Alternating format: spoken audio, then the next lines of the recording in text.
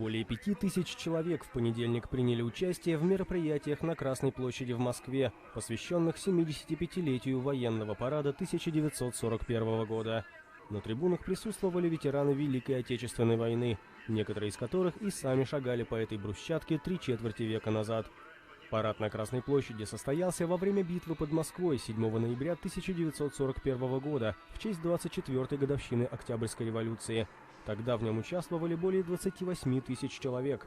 Прямо с парада многие военнослужащие уходили на фронт, линия которого проходила всего в 30 километрах от города. Театрализованное действие в память о тех событиях состояло из двух частей – исторической и современной. В начале актеры показали зрителям реконструкцию эпизодов войны, сбор ополчения, отправку добровольцев на фронт, оборону столицы. Военнослужащие были одеты в форму 1941 года, гражданские – по моде того времени.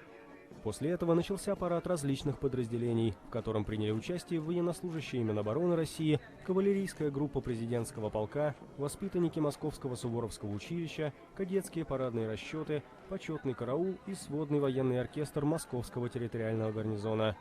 Те, кто пришел посмотреть реконструкцию, уверены, что такие мероприятия очень важны. Для того, чтобы историю Великой Отечественной войны наше поколение и моложе поколение не забывали. Вот, чтобы они помнили, как наши отцы, дети, деды наши защищали нашу родину от фашистской Германии.